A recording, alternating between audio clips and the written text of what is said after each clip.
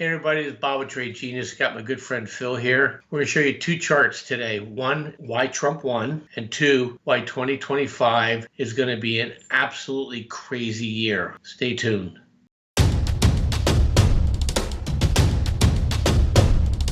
Trade Genius.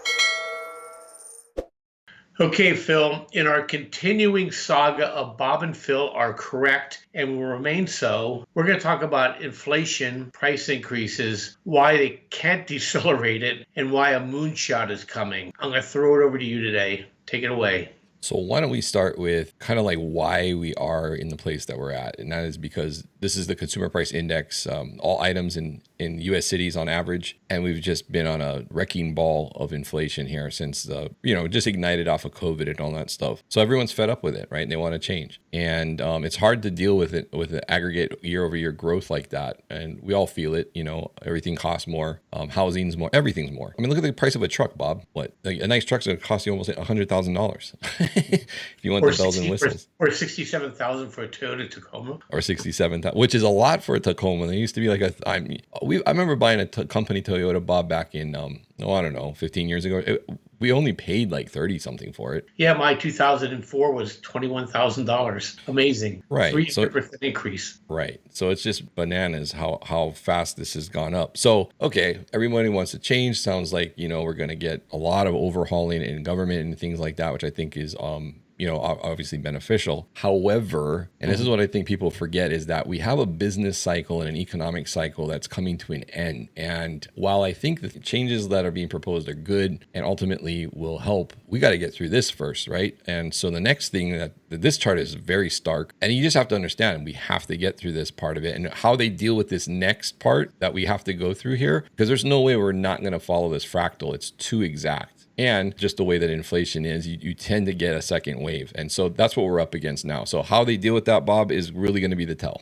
Yeah, and if you look at it, Phil, we're already seeing a reacceleration here, and it'll be in full force. Remember, no matter what Trump does, or Elon does, or Vivek does, or RFK does, it's going to take 1 year for it to cycle through the budget system. Remember, the budgets are locked already till next September, unless Trump decides not to spend that money. But it's a hard thing to do when you already have commitments for the money. So I think that's why you look at this and you see this jacket of inflation, because the tariffs are going to hit right away, and he's going to throw money at working class people, and that's going to put more money out in the system that's not being taxed. And then I think basically the wrecking ball comes and throws us into a deflationary wave going right into the next election cycle. So I just think we can't avoid this, and you know what, we probably shouldn't. It just needs to wash itself through. But you and I, we just don't care, in the sense that as long as we can outpace the inflation, with the investments that we make and the trades that we offer, then it's really Mox Nix to us. And you just have to be in a position to take care of your friends and family. And I think that's where we are, Phil. I think Bitcoin's already sniffed it out. We talked about this ad nauseum. It's really holding firm. They can't sell it back down. They can't even sell it back down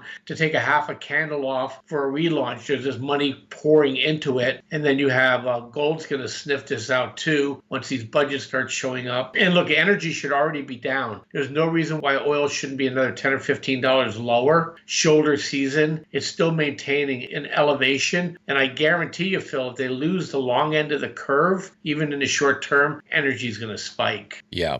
So, we're at, I think what that's showing there is from where we are now, and if it follows the path, basically we're looking at another year, I guess, in the next year of big inflationary spike, because we're at about 120 weeks on that graph, and that spike goes up to about 155 weeks. So, yeah, so you're better part of a year, you're seeing this big inflationary spike. And that's why I think, too, the Fed is, like today, Jerome came out, right? He spoke at that conference, and he basically was very hawkish, and the market didn't like it. And they started to pare back the bets on whether or not we would even get another rate cut in December. Now the bets are kind of falling off on that, and possibly we're going to get another hold, which is a little unusual, but it's an unusual cycle because now, we have this potential spike up. So I think that's what Jerome's looking at. Now, I do say, Bob, that if the jobs market rolls over, and it's starting to, but we haven't gotten like the full on move yet, that would signal that we are definitely rolling over. But I think if he sees that, I think the job market is going to be more, I think he's going to be more beholden to keeping the jobs market propped up, and that will see more rate cuts versus a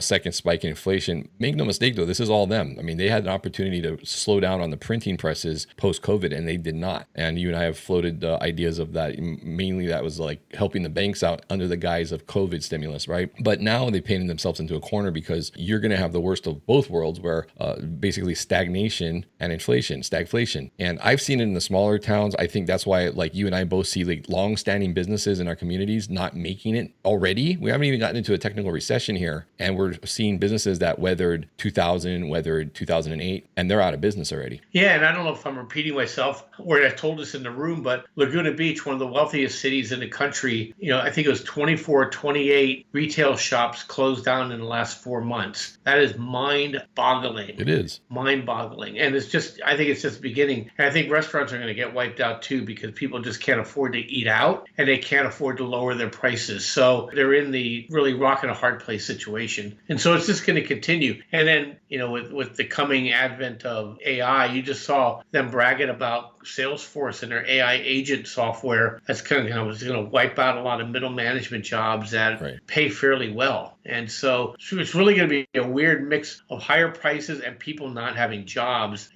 Revolutions happen for less, Phil. We already had our first one. I don't know if we're ready for a second one, but guys, this is the fourth turning. And so you got to stay ahead of it. It's going to be really, really, really weird. You're going to see tech stocks in a lot of cases falling, and you're going to wonder why Bitcoin and gold are up. Well, this is the reason, because money's going to shift to protect for inflation, and then the high multiple companies are going to get wiped out by the same inflation. So we're getting a repeat of the 70s here, and it continues. Yeah, I agree, Bob.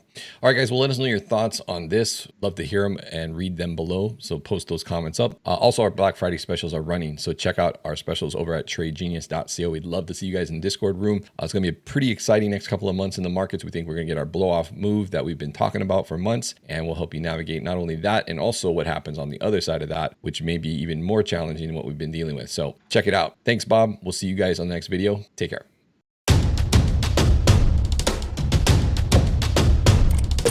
Trade Genius.